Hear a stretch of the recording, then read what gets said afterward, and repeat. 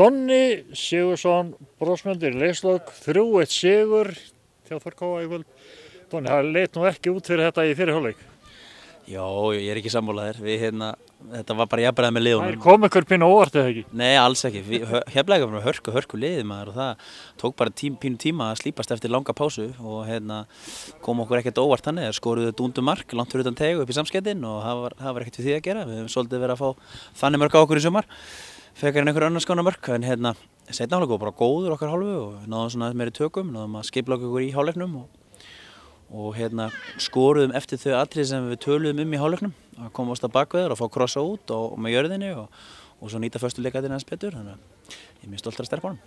Það er gaman að sjá eins og Arnar Sif sem hefur búin að vera að glíma í pínu meiðsli undanfari, kemur núna gríðarlega sterkinn og setur 2 mörk.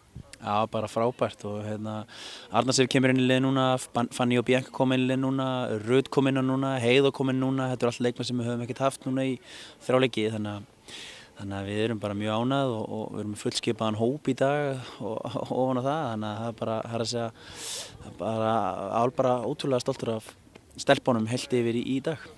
En hvað var það sem gerðist áttu að segja bara sjálf að ráði, eða var það svona mögnu hálfleikstaraði sem að kippti liðinu í gírinn í seinni hálfleik?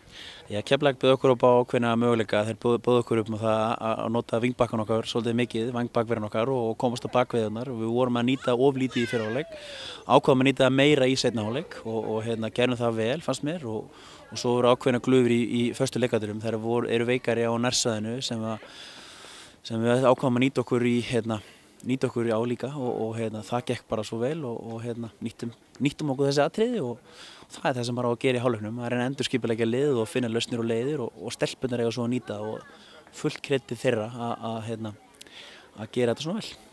Þetta lítur að vera, veit að þeim líka smá auki sjálfsöryggi því að nú er erfiðleikur næst, það er náttúrulega Selfoss kemur á Þórshöllu maður rétt og það er lið sem er búið að vera að spila álíka reyðilega vel í sumar.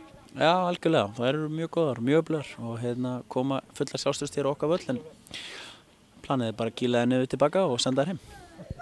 Það er bara ekkert flóknara, 3 stigin verið hér heima? Já, við ætlum að eðlilega að reyna að vinna alla leiki hérna og við erum nú búin að vinna langflesta leiki hér bara í allmið 3 ár og eitthvað þar undan, langt á undan, þannig að ég sé ekkert lát á því ef við ættum að ekki að fara að gera eitthvað annað. Og engin ástæða til að bara tóta þeirri venju? Nei, það er miklu skemmtilega, það er mjög góð venja sem við ætlum að halda í.